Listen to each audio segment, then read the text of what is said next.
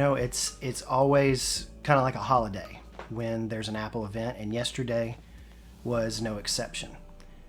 Apple unveiled quite a few new products yesterday, including, of course, the new iPhones. But the surprise, probably for this event at least, was the new iPad mini. And this is a video all about telling you exactly how excited I am, why I'm excited. I've been an iPad mini user for quite a while now.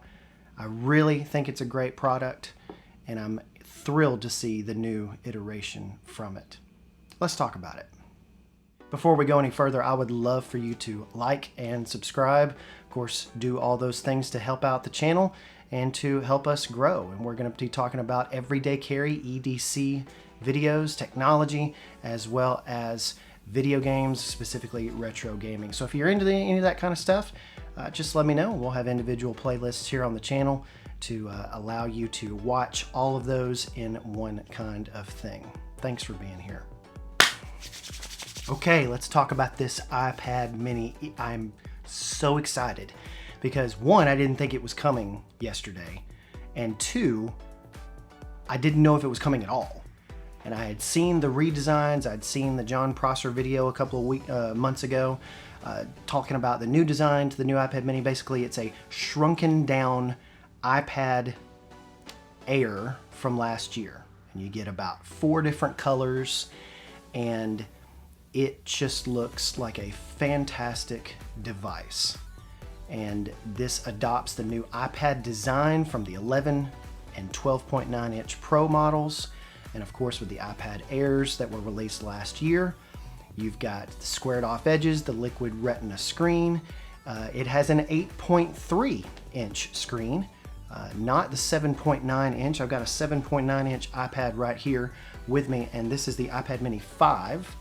And I'm telling you, it's just a great size. Same footprint, but a bigger screen. So let me turn that screen on for you. Same footprint, but a bigger screen diagonally. And so I'm really looking forward to that because it turns out this is the perfect device for me. May not be for you, but it's the perfect device for me. Dan Morin says this at 6 Colors. This update means that the 6th generation mini is now in the same awkward position that the iPad Air was in the last year when its update meant it temporarily outpaced the iPad Pro. Right now, the mini's got a better front-facing camera, faster processor, faster cellular than the iPad Air, plus it can fit in a very large pocket. One thing that it's not mini on is its price. It's $500. It starts at just $100 less than the Air. Remember that small does not mean cheap, especially where Apple is concerned.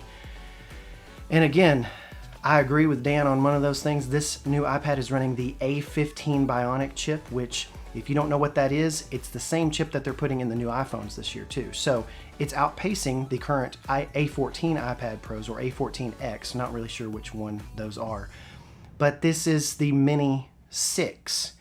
And I've been paying the Apple tax for quite a while. If you buy Apple products, you pay that Apple tax, especially for their phones and for their iOS devices.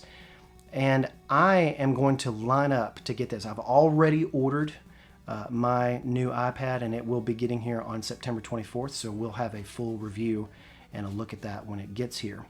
But why do I want this? And why is it for me? Well, I'll just make my case to you very quickly on what I do, and then you can make your own judgments about whether or not you need it. Now, one thing that Apple did not announce with this iPad yesterday was a new keyboard case. It does not have the smart connector that's on the back of the iPad Pros, therefore it would not be able to connect in that way to a keyboard case. Now, it still has Bluetooth. It will still be able to connect to trackpads. It'll still be able to connect to mice, still be able to connect to keyboards. And so I intend to use this iPad with a keyboard if I want to. However, the idea of the iPad-only lifestyle doesn't work for me. And before you go, and I want to hear from you in the comments, but before you go and roast me here in the comments, let me explain my position. So I understand fully that everything that I do can be done on an iPad. What I'm doing is I'm choosing to use the Mac for those things. When the pandemic hit in March of 2020, I became a full-time video editor. And doing that on a Mac is, let's just be honest, it's just easier. It may be cool to be able to touch the stuff, and there may be very capable programs and applications on the iPad to be able to do that. The 12.9-inch iPad is enormous, and it's a great canvas for doing those types of things. But I'm accustomed to the Mac. I grew up on the Mac. I know the Mac. The Mac to me is faster. Plus, 4K video editing, high-level graphics kind of stuff, that's a little limited on the iPad. And so I had this dream that I was just going to go all iPad all the time. So I bought an 11-inch Pro with a keyboard case, the Magic keyboard case, which are phenomenal, but I didn't use it. I used it quite a bit for about 3-6 months, and then it got back relegated to what the iPad mini was doing.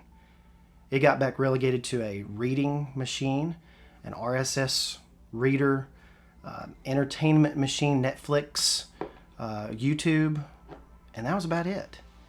Now, the one big thing that I do in my job as a minister is I present a lot. I teach classes, and I go and speak at different places, and I speak here at the church that I work at. I preach and things like that. And so having an iPad to present from is very important. I have all of my notes inside of Obsidian and Drafts, and it works out really well for me to be able to make changes of that if I need to, but also present from those devices.